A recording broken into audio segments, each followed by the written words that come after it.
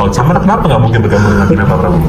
Pertama ya, saya nggak mungkin bersama Pak Prabowo karena saya tidak mungkin berada di barisan di mana ada seseorang yang punya sejarah kelam terhadap penculikan aktivis bangsa ini, di mana saya nggak mau, dan itu sampai sekarang Pak Prabowo tidak pernah berhasil mengklarifikasinya di hadapan Komnas HAM. Kemarin saya hadir dalam sebuah acara di mana Pak Prabowo menyatakan kita harus menang tanpa ngasorakin, menang tanpa menyakiti. Pak Jokowi itu menang tanpa menyakiti, mengajak Pak Prabowo gabung ke dalam pemerintahannya, dan Pak Prabowo berjiwa besar untuk bergabung dalam pemerintahan Pak Jokowi. Tetapi kemarin Pak Prabowo memberikan satu cerita yang saya kira sangat penting. Ketika banyak orang yang mau mati untuk dia berjuang di tahun 2019 dan mendatangi dia bilang, "Pak, saya mau mati untuk Bapak." Dan Pak Prabowo menjawab, "Tidak, kamu harus hidup untuk saya. Kamu tidak boleh mati."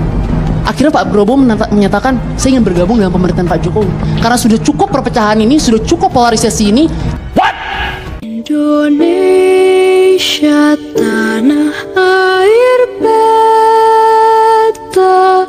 pusaka abadi nan jaya. Kemarin tuh etis kok dan sopan santun. Kenapa? Karena diakhiri dengan meminta maaf dan menunduk. Jadi sebelum saya bicara, saya mau minta maaf dulu dan nunduk dulu ya. Nggak perlu. Oke. Saya nggak perlu begitu-begitu. Karena kenapa? Karena kita kenapa? debat. Jadi menggelitik ketika Mbak Grace mengatakan sesuatu yang kontradiktif dan double standard seperti motor matic gitu, standarnya ganda. Kenapa? Karena bagaimana ketika di debat sebelumnya, ketika dua orang warga negara biasa sebenarnya kebetulan lagi maju sebagai capres, mempertanyakan kinerja Menteri Pertahanan, dianggap tidak sopan dan tidak etis. Tapi ketika tiga orang cawapres berada di atas panggung debat, lalu diberikan gerakan-gerakan yang tidak menghormati, lalu juga memberikan pernyataan-pernyataan yang meremehkan, bahkan menolak untuk mengelaborasi pertanyaan dengan dalih, kan Anda profesor. Jadi bagaimana yang satu dikatakan itu adalah menyerang personal karena mempertanyakan kinerja, ya, lalu tiba-tiba kita melihat badai tangisan di sosial media, tapi ketika ya ada sebuah gerakan merendahkan, pernyataan yang juga merendahkan, lalu dianggap itu adalah hal yang etis karena diakhiri dengan meminta maaf. Saya rasa ini merupakan sebuah pertunjukan akrobat logika bagi warga negara Indonesia yang menurut saya akan membuat banyak orang bingung. Jadi yang sebenarnya etis itu yang mana? Usai debat ketiga ya, Presiden kita Pak Jokowi itu mengatakan bahwa kalau berdebat itu visi misi, jangan nyerang personal, dan semua setuju ya, semua setuju. Tapi rupanya kemarin pada saat debat cawapres ada yang luput rupanya menaati arahan dari Pak Presiden. Ada ketum PSI dulu bilang Pak Anies pembohong di depan Presiden. Kemudian memberi Pak Prabowo uang kebohongan, pemimpin pembohong, ya kan? Lalu Samara 23 Januari nulis gini, "Saya nggak mungkin bersama Pak Prabowo karena saya tidak mungkin berada di barisan di mana ada seorang yang sejarah kelam terhadap penculikan aktivis bangsa." Saya nggak mungkin bersama Pak Prabowo karena saya tidak mungkin berada di barisan di mana ada seseorang yang punya sejarah kelam terhadap penculikan aktivis bangsa ini, di mana saya nggak mau. Fenomena munculnya politik yang didirikan di atas panggung kepalsuan dan kebohongan dengan narasi fitnah dan prasangka. Tontonan bernama The Prabowo Show. Prabowo 3 kali berbohong ketika mengatakan 99% rakyat Indonesia hidupnya pas-pasan. Bahkan sangat sulit bahwa apa yang kita harapkan sebagai penonton, kita melihat adu gagasan soal pertahanan, keamanan, geopolitik itu tidak terjadi. Lebih banyak saling serang pribadi. Bukan yang ngebahas tentang kinerja pertahanan, bukan membahas tentang isu pertahanan keamanan, yang dibahas tentang kinerja Menhan gitu, yang diukur secara nggak jelas juga ukurannya, basisnya apa. Jadi kemarin itu bukan debat sih, bukan roasting juga, Anggi. Bullying. Wah, separah itu berarti ya. Bullying ketika seseorang secara tanpa dasar yang jelas memberikan angka 5 dan angka 11 dari 100.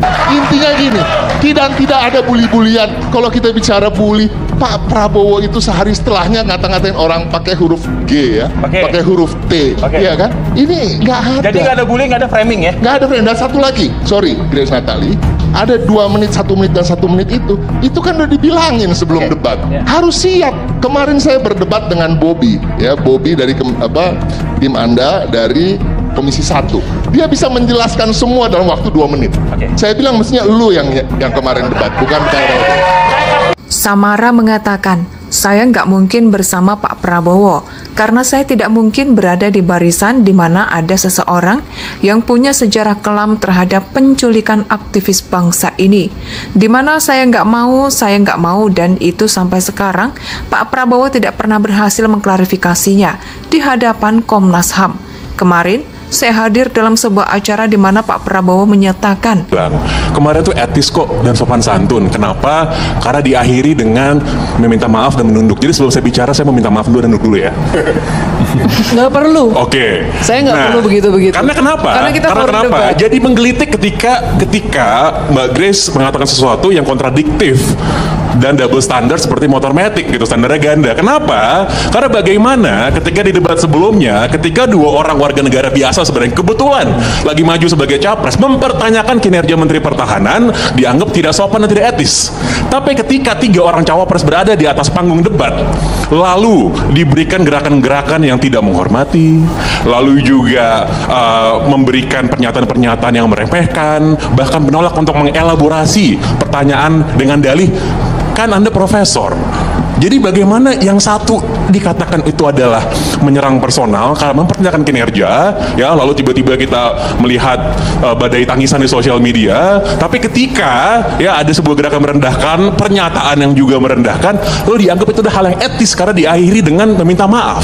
Saya rasa ini merupakan sebuah pertunjukan akrobat logika bagi warga negara Indonesia yang menurut saya akan membuat banyak orang bingung. Jadi yang sebenarnya etis itu yang mana?